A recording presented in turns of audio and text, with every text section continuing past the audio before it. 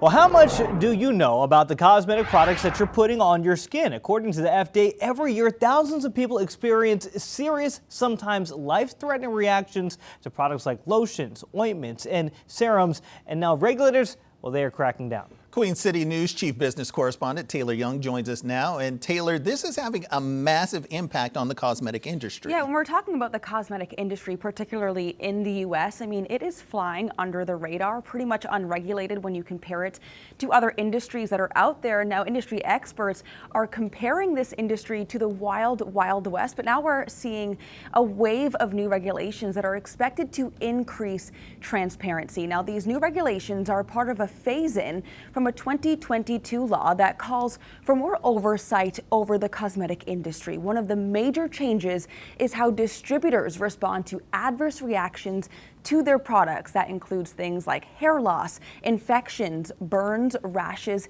and even death. These companies are now required to report these reactions to the FDA within 15 days of receiving notice of it. They're also expected to keep up with those complaints. Now, it also means labels are going to have to include contact information for consumers to call and report the reactions to. I spoke with an industry expert who says in the long run, this is really going to prevent harmful products from staying on the market.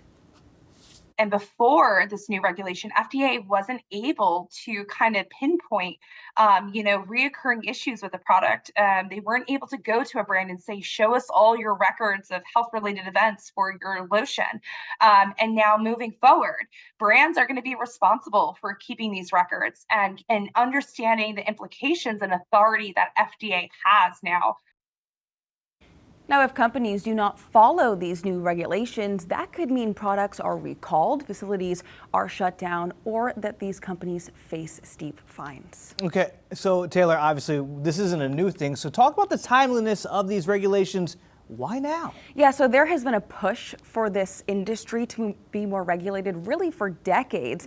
But really in the last 5 years, we have seen this industry absolutely explode. It's worth over $600 billion. And a big part of that explosion is social media. I mean, there are more cosmetic companies out there than ever before. There's more brands. And depending on how these companies market themselves, I mean, we are seeing companies completely sell out of their products within 24 hours, days, sometimes weeks. So that's a lot quicker than what we've seen in the past. And of course, when they're pumping out these products so quickly, like what we're seeing, I mean, the risk for more reactions, it heightens.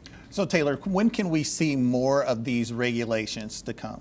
Yeah, this is really just the beginning. Industry experts say they expect the FDA to continue to crack down on this industry, but I will say that there is a little bit of a sense of disappointment that the FDA is not doing more, specifically when it comes to harmful chemicals that could be in these products. So that is something that we expect them to start tackling over the next couple of months and years.